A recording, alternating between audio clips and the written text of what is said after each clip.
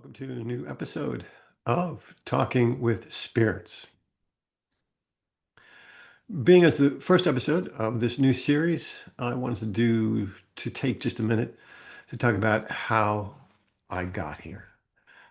As I said in my introduction, I've been doing readings ever since I was 5 years old, but I was very much in private, almost in seclusion with it. I was never public with it. I was a very successful entertainment producer and director, and even a professional athlete, and never wanted to be known as a medium, even though it was recognized at a very early age that I had the ability. In 1974, my parents sent me to a government-funded psychic research center where I did past life regression and telepathy and a tremendous amount of spiritual teachings and learnings, and continued on to do readings throughout my life. But the two never really met each other. As I said, I never wanted to be known as a medium, especially in the 60s and 70s. It was still considered to be very demonic, and I don't know how many other negative adjectives you can come up with it. But as we've gone through this, and I went through my own series of dying experiences about a dozen years ago, I had to changed the course of my life and completely embraced the mediumship that I was given and the tasks that I had agreed to do. If you've incarnated in this lifetime, at this time, it is not for individual purpose. I think that's what's confusing to everyone, is that we as souls have lived so many times on this planet, and we have memories of living on this planet for millions of years. The planet is 4.5 billion years old, and that's just this planet. And to come to this world, to come to Earth and live an incarnation and not have it to be individualistic, not have it to be working on just our own lessons, is very confusing. But right now, we're going through a tremendous transition. We are basically resetting the laws, the universal laws that govern this planet and this part of the universe. And that's really the reason why I've come out and started to make myself more public. I did a couple of YouTubes that you can see on our channel in the last couple of years. And now I'm going to start to do this bi-weekly series on spirit messages. All of the ancient spirit teachings that I've gotten from the Native Americans, along with all of the other mediums that I worked with in the last 60 years that I have known and come close to, and the channelings that they have done with, as I had said in the introduction, people like Edgar Casey, Jesus Christ. There's so many incredible spirit messages that have come and are still coming on a daily basis. And no one's putting them together and sort of reminding us what all of this means and how we can understand what's going on in today's really changing. When I watch some of the YouTubes that are out there with mediums that are doing tarot and some of their own channeling, there's a lot of really good information, but unfortunately, it seems, I don't want to say that it's unsatisfying, but it doesn't give us a fuller explanation of truly what's happening. Part of the problem is that we're not recognizing how many lifetimes all of us have lived, how many times we have come to this planet and many other planets to experience what would simply be stated as spiritual evolution, a way to learn lessons so that we could advance our own souls. When we understand that we have lived many different times, everything that we do changes drastically.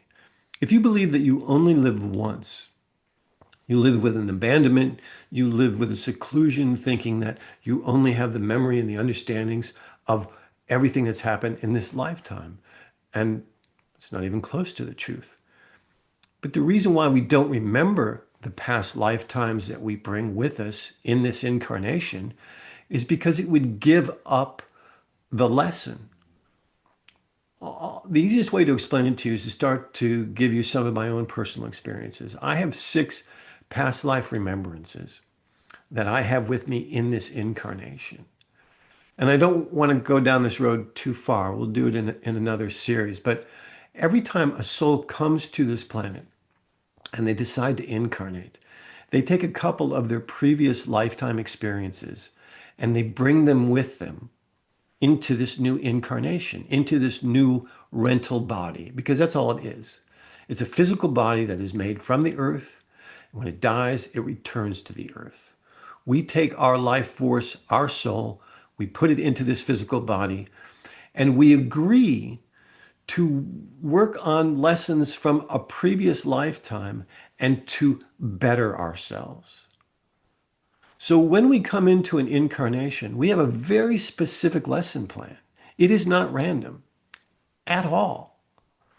But if we were to remember, and I can give you an example, two of my previous lifetimes I brought with me this time was living as a feudal warrior in ancient China. I simply went from town to town and would fight for feudal warlords. That's how I made my living. You could find a new war, find a new person to fight for, and continue to live. Well, those two lifetimes that I brought with me in this lifetime, the lesson I had to learn from those two lifetimes, still had to learn, was that I could not be the judge and jury. I could not be the executioner. Both of those lifetimes I lived, and I believed that what I was doing was just.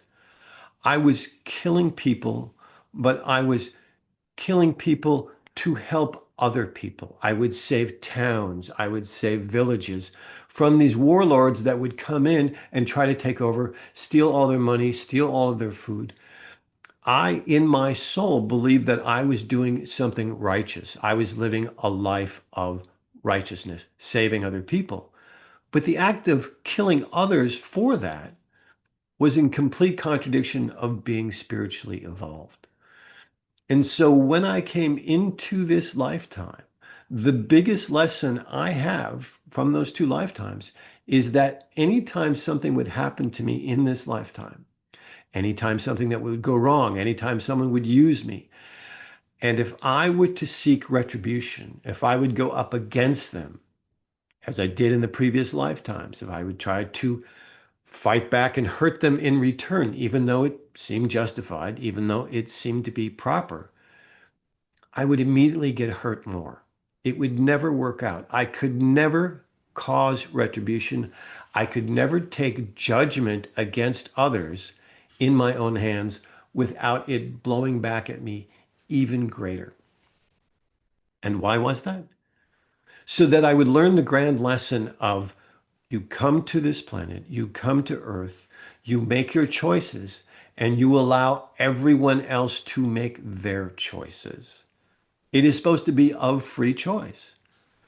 And this is where we get convoluted with God and the Creator and religions. And none of this is predetermined other than our own evolution. So if they would have told me when I came into this lifetime, if I would have had a dream or a vision or spirits as they come and talk to me now, had come to me and said, look, anytime something bad happens to you, you must turn the other cheek to prove that you have learned this lesson of not taking action on your own to judge and hurt others. Well, if they would have told me that in the beginning, I would have reacted differently in all the things that had happened to me in the last 60 some years. But I didn't have that knowledge until recently. And I didn't have that knowledge until recently because I hadn't learned that lesson until recently. And that's the caveat of memories of past lives. You're not going to remember your past life and the lessons of it until you've learned it in this lifetime. And when you learn it, you then have the availability of touching the remembrance of that past life. But not until then, because it would impede your learning. It would take away the entire experience of the universe giving you an opportunity to prove that you have changed, that you have learned, and you have evolved. If we can simply go inside of ourselves and know intuitively that we have lived many, many lifetimes, that we don't remember those lifetimes on purpose because we have agreed to be sheltered in this new lifetime so that we can still relearn some of the things we needed to learn from past lives. It seems like a very large concept, and yet it's very simple. Everything that happens to you in this lifetime is an opportunity for you to relearn lessons from the past. That is the whole purpose of the present. And right now, we're involved in an incredible karmic condition. We have over 7 billion souls on this planet right now, much more than the planet can take care of, much more than can survive and balance. And so the question is why? Why are all these souls coming to Earth at this time that haven't been here in millions of years? It's because we've come for a reckoning. The universe has decided that this planet is to be protected going forward. It is one of the most unique and rare planets on the universal structure. It has millions and millions of plant species, of animal species, incredible opportunities that don't exist on any other planet anywhere else in the universe. And it must be protected. And the only way that it can be protected is if the people incarnating on this planet protect the planet, live in balance with the planet. And so all of the souls that have lived in the last millions of years on this planet are all coming back to it at once for a final reckoning. And that final reckoning is right in front of us. It is, will you agree to have love for yourself, compassion and love for others, and compassion and love for the planet and everything that it is? And you make a choice right now to either be on one side or the other. And if you are with almost half of this planet right now who have refused to accept the rules of this planet, that have refused to accept respecting the life that is given to us by this planet, then you will be banished from coming here again for tens of thousands of years. It is exactly a calling of all of these souls to come and choose. Which side are you going to be on? So when you get caught up in the minutia of this politician did this and the government's doing this and all of these terrible things that are happening around us, it's not the individual. It's the universe. They have said, look, this planet cannot survive like this any longer. You need to decide that only souls that come to this planet at this time will respect it, will respect their own agreement to further their own spiritual evolution, and they will respect each other's opportunity to do the same, or they can no longer be granted the opportunity to come to this planet. That is what is happening to us at the moment. Now, how does this solve itself? Well, it solves itself the way it has many, many, many times in the past, which is that the earth is going through a physical cleansing. When you get a cold, what happens? Your fever rises, congestion, you start to try to clear the infection out of your body. You go through a myriad of different physiological symptoms and experiences in cleansing the toxicity and the negativity out of your body. And that's exactly what the planet is doing. All of the wars, all of the murder, all of the mayhem, all of the negative energy of the last couple of thousand years are all impregnated on Mother Earth.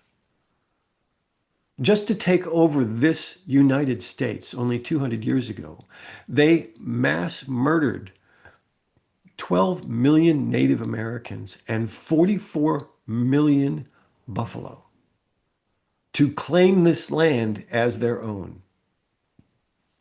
That is the foundation of the United States. Now, I know how difficult that is to hear, but that's how this present society was enacted.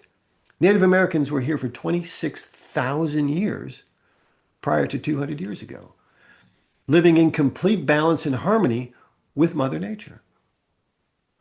But they were considered to be Aboriginal. They were considered to be lesser than humans. Why?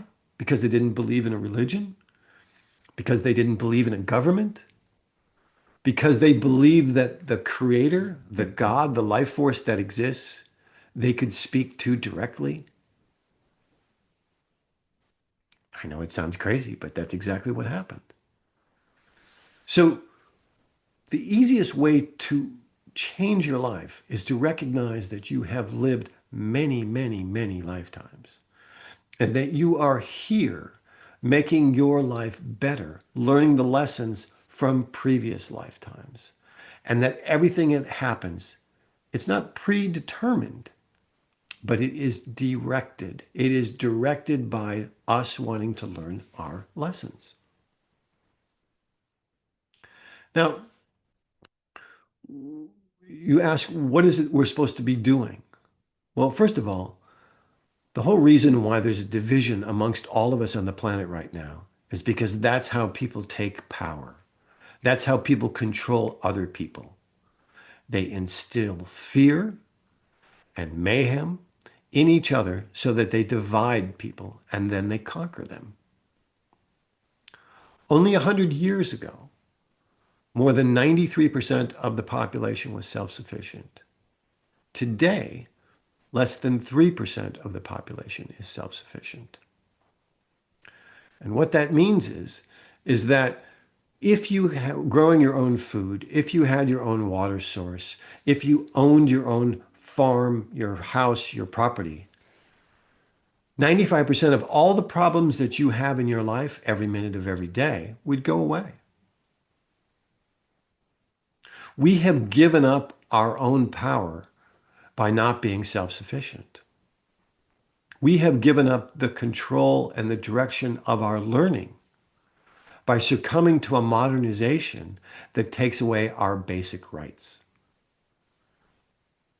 The Atlantean societies, all of the spirit information that I've received over the years from myself and other mediums, is that it was a civilization where their food, shelter, everything was shared, everything was guaranteed to every individual. There was no seclusion. There was no separation. There was no, I'm rich and you're not. I get this, you get that. That is not the purpose of this planet and never has been. The purpose of this planet is to come down and to understand that whatever you think, it can be created. That every thought, every dream, every idea that you have, you can bring into materialistic form. That is why you're given free will. So we must abandon the constraints that we have. And the easiest way to do that is to become self-sufficient. We have to go back and grow our own food, have our own water, have our own shelter, and not beholden to a bank, to a government, to a set of laws put together by a group of corrupt individuals trying to take everything from everyone else. That is the number one key in today's lesson. We must start to recognize we must return to being self-sufficient. And you say, well, how can I do that? I live in an apartment. I start growing a tomato plant on your balcony. Start connecting to growing again. Start connecting to making your own food again. Become part of a community garden. I know that when I lived in New York City, there were community gardens everywhere. There was abandoned lots that people would start turning into farms. The minute we start to connect to becoming self-sufficient, we start to connect to ourselves. We start to connect to everyone else. We start to connect to the food that will actually start to heal us. It is the number one thing to pay attention to, is that we must start becoming self-sufficient. When I started to teach this or try to teach this even 10 years ago, people looked at me like I was crazy. But today, I can simply say, but do you trust the food that you eat? Is the food that you're eating in supermarkets not killing us and creating cancer everywhere that we look? If you look at the shelf in a grocery store 30 years ago, 95% of the food on today's shelf didn't even exist then. 30 years ago, we still had food, chicken, rice, tomatoes, vegetables. Now, more than 80% of all of our food is processed, is manipulated, is forged into some contraption, ingredients that attract our taste buds, stimulate our memory. All of it is a manipulation for profit, for business. Has nothing to do with actually feeding us and giving us self-sufficiency. Nor does it vibrate or connect to our own balance or the planet. We wouldn't be consuming half of what we're consuming if we weren't eating such empty calories and such toxic food. It's pretty easy to see. But what they asked me to talk about today was start to remember that you've lived more than one lifetime and start to treat the planet that you know that you want to come back and live in it again. Now, if you want to come back 100 years from now or 500 years from now, incarnate and live on this planet again, you would start treating the planet in a different way. You would start looking at each other in a different way. And you would start recognizing what is important. I'll leave you with my favorite ingredient. You have to have air, you have to have food, and you have to have water to survive, right? 6 minutes maximum, no air, you're dead. 3 days, 4 days, no water, you're dead. 30 days, 40 days, no food, you're dead. Those three principal ingredients, right? Well, we know oxygen exists within the atmosphere. We even know how to create oxygen. We know that food with a seed and sun and water can be grown and we can consume it and survive. We understand those two, but we don't understand water, which is the second most principal element to our life. You cannot make water. They've tried. Water is not created on Earth. Water is only created in outer space when particles slam into each other at such intensity, such high speed, create such an enormous collision that H2O is formed. That water that's formed in outer space through collisions of meteorites, asteroids, comets, whatever it may be, then gets left on that fragment, on that meteor, right? On that asteroid, which then crashes into a planet and deposits the water on that planet. All of the water on this earth has been brought from outer space nuggets, from asteroids smashing into this planet and bringing water to it. It is the most important ingredient on this planet, and it was brought from outer space. They've tried to create water and can't do it. They can't create a large enough combustion, a large enough collision to form water. And yet you're more than 80% water. That physical body that you cling to, that you claim is you as an individual, more than 80% of it is water that came from outer space. What you're thinking you are, what you think your position on this planet, what you're supposed to do and why you're here, very few people are connected to. And that's the purpose of this first episode is people are asking, why am I here? Why am I living? And the answer is twofold. One, to be part of the transition, to be part of helping us return to being in balance with ourselves, each other, and the planet. And the other is to make a commitment that every time as a soul you come to this planet to learn and use the benefits of it, you will respect it. Because if you choose to be of those that are destroying this planet at this time, that are trying to destroy and demonize anyone that's not the right color or the right income level, whatever it may be, you will lose your pass to come here again. So the reason why you're here is to make a claim for respecting this planet, being able to come back to it whenever you want for your learning, for your higher spiritual understanding. That's why you're here today. So join the crowd, make a change, start to become self-sustainable, start to grow your own food, start to respect the planet, yourself, and each other. And we will work through these crazy times. Everything is blowing up around us for a reason, because it has to change, because this entire modernized world has to go away. And we must return to being in balance, being self-sustainable and living in balance. Thanks for tuning in.